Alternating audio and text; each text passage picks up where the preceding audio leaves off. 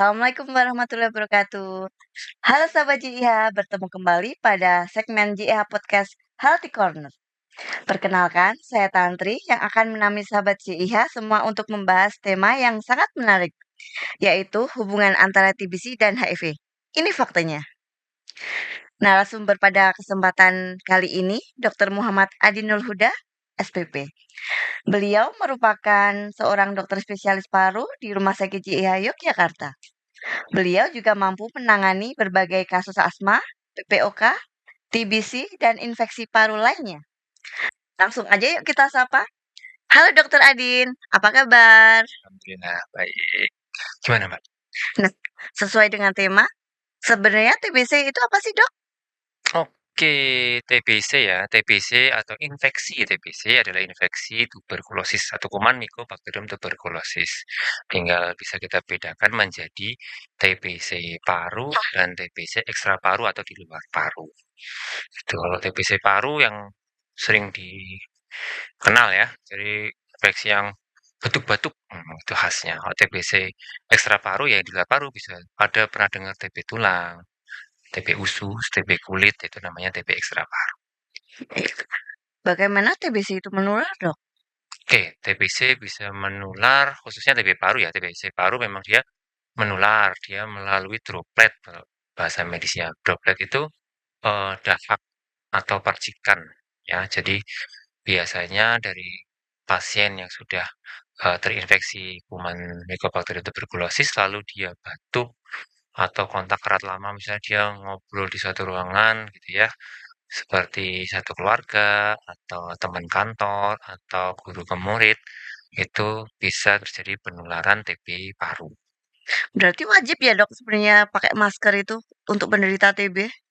Wajib untuk pasien TB paru itu wajib. Selain pakai masker juga ketika memang dia ada karena sedang batuk misalnya, perlu etika batuk yang baik juga seperti menutup dengan sapu tangan misalnya dan tidak membuang dahak sembarangan. Oke. Kemudian dok, apa perbedaan antara TBC aktif dan TBC laten? Oh iya, ada istilah TBC laten ya. TBC laten itu TBC yang tidak aktif ya, gampang aja seperti itu. TBC aktif itu TBC yang sudah terinfeksi dan menjadi sakit TB atau ada muncul keluhannya. Seperti kalau TBC paru ya, ada keluhan respiratorik atau keluhan di saluran pernapasan dan keluhan sistemik atau di luar saluran pernapasan.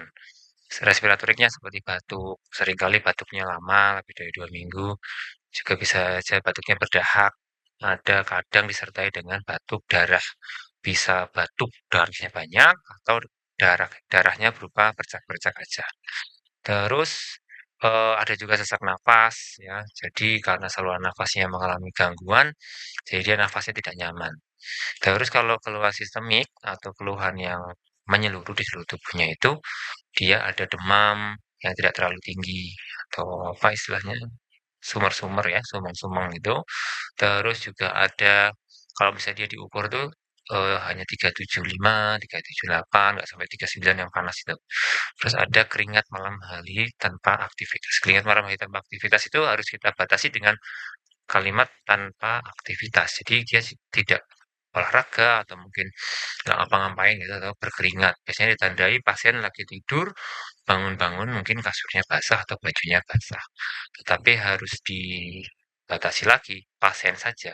Kalau memang di daerah, misalnya di daerah Indonesia yang panas, satu rumah kok berkeringat semua, yaitu eh, masih samar ya, dia keringat malam atau memang daerahnya yang panas. Terus apa lagi tadi?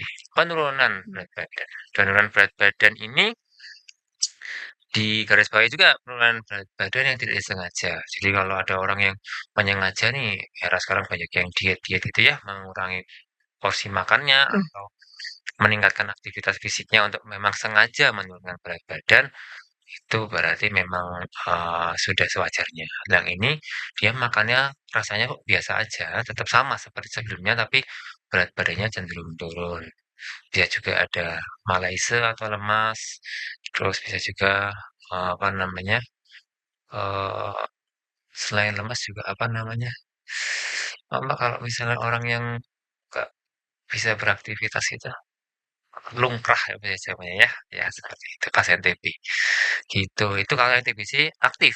Aktif. Kalau TBC laten itu dia, eee, ada infeksi TB tapi tidak muncul gejala TB atau tidak sakit TB. Jadi biasanya dia pasien-pasien yang kontak erat, misalnya, di satu rumah itu si ibu misalnya dia sudah terdiagnosis TBC paru, tapi si anaknya tidak memunculkan si anak atau keluarga yang tinggal di rumah itu tidak memunculkan gejala TB. Ternyata ketika dilakukan screening, apa namanya, TB laten, dia positif, makanya infeksi TB laten. Jadi terinfeksi tapi tidak menunjukkan gejala TB. Tapi itu tidak perlu diobatin ya, Dok?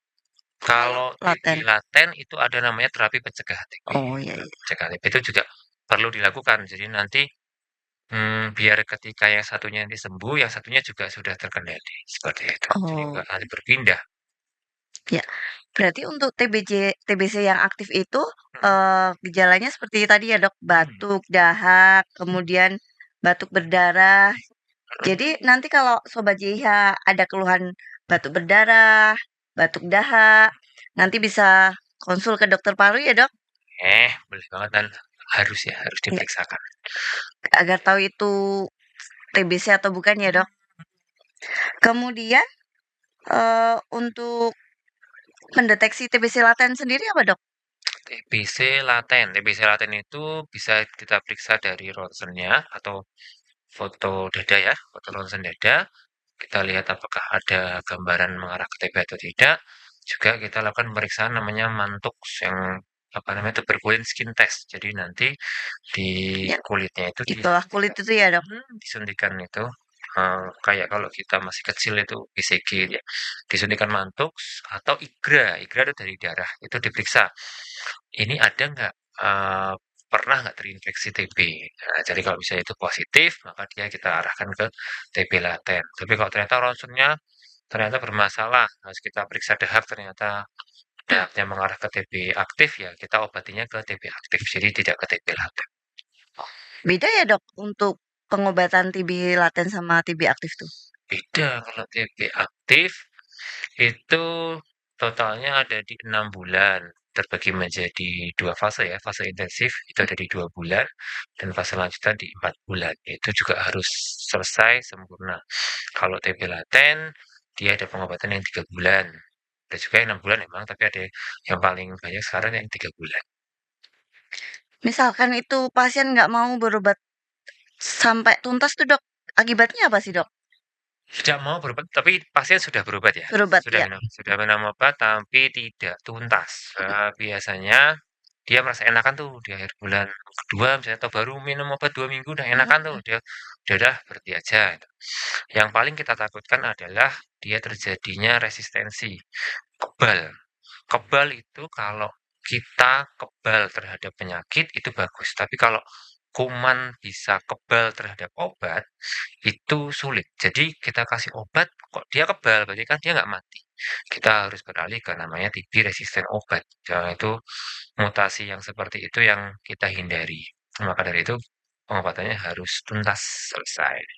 Tuh, sahabat JIH, kalau ada pengobatan TBC jangan sampai terputus atau nggak mau berobat lagi ya, Hmm, karena nanti akan terjadi resistensi obat tadi ya, Dok? resisten obat itu yang berbahaya. Baik, baik. Berarti pasien TBC itu, sangatlah sebenarnya mudah ya, Dok, untuk diobati? Pada dasarnya mudah juga, cuman kan Harus heeh, stigma masyarakat yang bikin dia, "Wah ini menyeramkan, nanti obatnya lama." Tapi lebih baik minum obat tapi sedikit lama daripada dia membahayakan.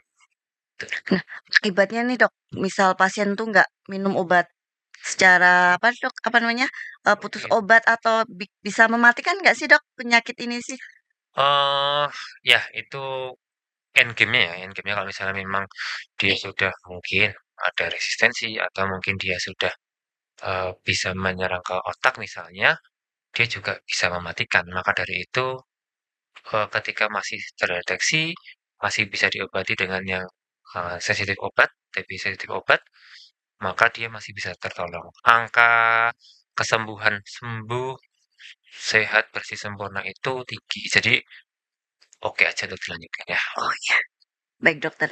Nah sekarang, bener nggak sih kalau pasien TBC itu paling rentan terkena HIV?